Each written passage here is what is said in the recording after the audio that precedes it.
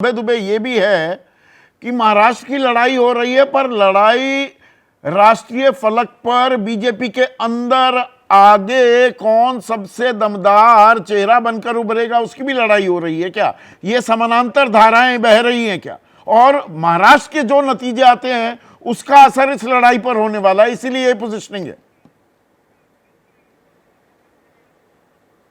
संदीप जी, आपको याद होगा जब नरेंद्र मोदी को 2013 में प्रधानमंत्री पद का उम्मीदवार बनाया गया था, उससे पहले भारतीय जनता पार्टी की हालत क्या थी, किस तरीके से वहां पर कई आवाजों में लोग बोलते थे और भाजपा के अंदर जो आंतरिक एकता थी उसका पूरी तरीके से उसमें अभाव था। हाँ, क्या ऐसा तो नहीं है, मैं सवाल पूछ रहा हूं आपसे भी और अपने आप से भी सवाल पूछ रहा हूं, क्या ऐसा तो नहीं है कि ये बटेंगे तो कटेंगे के नारे और उसके देने की जो परिस्थितियां हैं वो उसी तरह की भाजपा की तरफ इशारा कर रही हो?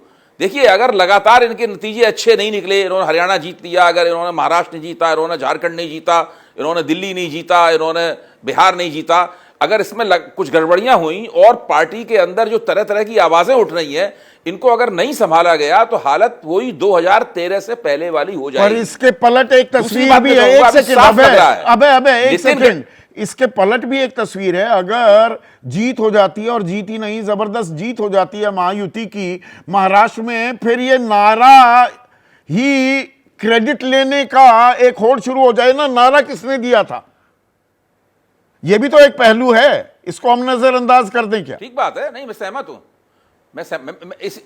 इसीलिए मैं कह रहा हूं कि अगर लगातार जीतें नहीं होती हैं और जो अंदर विभेद दिख रहे हैं, इन विभेदों को नहीं संभाला जाता है तो मुश्किलें और ज्यादा जटिल होती जाएंगी। अब आप देखिए, जो राजनाथ सिंह जी ने कहा है और जो नितिन गडकरी जी ने कहा है, उसका किरदार न तो नरेंद्र मोदी के नारे से मेल खाता है और न योगी आदित्यनाथ के नारे से मेल खाता है, वो बिल्कुल अलग बात कह रहे हैं। अच्छा, जो दोनों उप मुख्यमंत्री हैं वो पुराने मोड में हैं, वो आदित्यनाथ से दूरी बनाते हैं, नरेंद्र मोदी के साथ जा रहे हैं, तो वो या अमित शाह के साथ जा रहे हैं, तो ये जो एक साथ कई जगहों पर कई तरह की बातें हो रही हैं, ये कोई एक स्पिरिट का मुजाहिरा नहीं है। ऐसा नहीं है कि सब लोगों की भावना एक ही है, केवल भाषा अलग अलग है, ऐसा नहीं है। नितिन गडकरी की, राजनाथ सिंह जी की तो भाषा ही अलग है, वो नारे बात ही बिल्कुल दूसरी कह रहे हैं। शिवराज सिंह चौहान बात ही बिल्कुल दूसरी कह रहे हैं, वो तो साफ कह रहे हैं कि उन्होंने नरेंद्र मोदी से और इन लोगों से किसी से सहमत नहीं है। सब लोग अपना अपना पैंतरा है सबका, और वो अलग अलग तरीके से भाजपा की वैचारिक द्वंद्व भाजपा में इस तरह से इतना खुलेआम नहीं होता है। यार आपने सही कहा, 2013 का आज से 11 साल पहले के वो राजनीतिक परिदृश्य आपने याद दिलाया, वो सही याद दिला रहे हैं राकेश। बिल्कुल सही है, क्योंकि उस समय पर 2012-13 में जब गोवा में बैठक के पहले ये हुआ कि नरेंद्र मोदी जी को सेंटर पॉलिटिक्स में लाना है। हाँ। और सेंटर पॉलिटिक्स में लाने के पहले D4 नाम दिया गया था आपके संघ की तरफ से। हाँ। वो D4 सहमत नहीं था और उसी के चलते जो सबसे बड़े D4 के कहना चाहिए कि नेतृत्व करने वाले थे लाल कृष्ण आडवाणी जी, गोवा में जो राष्ट्रीय कार्यकारिणी की बैठक हुई उसमें आडवाणी जी नहीं गए, उन्होंने विरोध जाहिर किया और वहां पे फिर सुषमा स्वराज जी की तरफ से मान मनौवल करने के बाद भी वो नहीं गए। सुषमा जी नजदीक थी। हाँ। अरुण जेटली तब तक अपने आप को शिफ्ट कर गए थे नरेंद्र मोदी जी के साथ।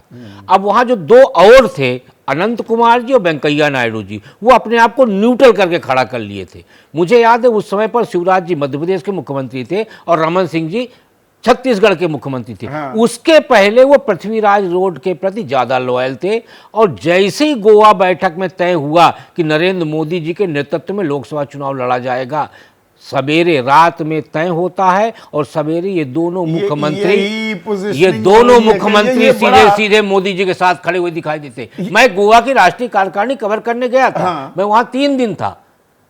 अब वहीं पे आप एक और उदाहरण देखिए, मनोहर पर्रिकर जी उस समय पर चीफ मिनिस्टर थे और उन्होंने कहा था पिलपिला अचार, तो क्या उनको पार्टी से निकाल दिया गया था? हाँ। नहीं, उसके बाद वो डिफेंस मिनिस्टर बने, उसके बाद वो चीफ मिनिस्टर बने। इसलिए जो आवाज मुखरित हो रही है वो आवाज बाहर कर दी जाएगी ऐसा नहीं है, या तो मुखरित कराई जा रही है, वो अंतरात्मा की आवाज से नहीं होता। एक लाइन में यहां पर पोजिशनिंग हो रही है और पोजिशनिंग में एक चीज और अगर जोड़ दूं विजय, और आप बताइएगा कि ये फिर वो विश्लेषण के घोड़े खोले जा रहे हैं कि या दरअसल जमीनी हकीकत कुछ ऐसे ही अनफोल्ड होती दिख सकती है।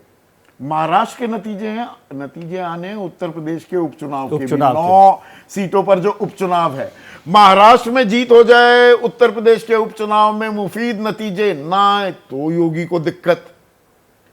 महाराष्ट्र में आप हार जाएं, उत्तर प्रदेश जीत जाएं, तो भी क्या बटेंगे तो कटेंगे नारे की पोजीशनिंग में।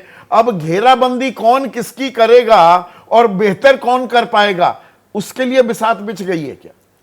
मतलब आपने एक बात तय की इस सारे सवालों में कि योगी केंद्र हैं। लग तो रहा है। नारा किसने दिया? नहीं, मतलब केवल नारे के लिए नहीं, आप उसके आगे तक चल रहे हैं। जहां आप सवाल खड़ा करते अभी हैं आप आ रहा हूं मैं 2029 पे भी आऊंगा। तो असली बात यही है कि योगी जी केंद्र बिंदु हैं इसकी। हाँ। वो कहां तक आगे जा सकते हैं, कहां तक उनको रोका जा सकता है, ये एक मोटी लड़ाई है। क्योंकि ऐसा होता दिख रहा है ऐसा या ख्याली पुलाव पक रहा है? नहीं, ख्याली पुलाव नहीं, थोड़ा थोड़ा सा ऐसा हो रहा है। बिल्कुल 100% हो गया ऐसा नहीं। हाँ। 2011-12 और 2024 की भारतीय जनता पार्टी में एक फर्क ये है कि उस समय भारतीय जनता पार्टी बहुत कमजोर स्थिति में थी, विपक्ष में थी और उनको तो लग ही नहीं रहा था कि हम सरकार बना सकते हैं। और जिस गोवा बैठक का जिक्र कर रहे हैं, मैं भी वहां मौजूद था, और जिस तरह से अडवाणी जी ने रिएक्ट किया और पूरी संकट था। हाँ, अडवाणी जी की स्वीकार्यता का, जबकि अभी मोदी जी की स्वीकार्यता कमजोर नहीं हुई। वही मैं फर्क बता रहा हूँ कि उस समय अडवाणी जी की स्वीकार्यता को लेकर सवाल खड़े हो गए थे। हम वहां पर मौजूद थे, किस तरह से बात हुई, वहां से दिल्ली उनसे फोन पर बात हो रही है, सुषमा जी उनको मना रही हैं तमाम, लेकिन उसके बाद भी उनको मैसेज दे दिया गया कि आप नाराज हो, खुश हो, फैसला कर लिया गया है। आज वो स्थिति नहीं है कि नरेंद्र मोदी जी के नेतृत्व को लेकर कोई सवाल नहीं, उसको सवाल नहीं। पर आगे किसके लेकिन आगे हाथ किसका हाथ में कमान होगी, ये सवाल तो है ही ना। यही सवाल है, यही सवाल है। और उसकी लड़ाई सब लोग अपने अपने तरीके से लड़ रहे हैं। अब राकेश जी कहते हैं कि कोई कान इधर से पकड़ता है, कोई उधर से पकड़ रहा है, तो सब अपने अपने तरीके से कान ये मतलब 2029 के लिए पोजीशनिंग होने लगी। वो मैं हरियाणा के लिए भी ये सवाल पूछता था।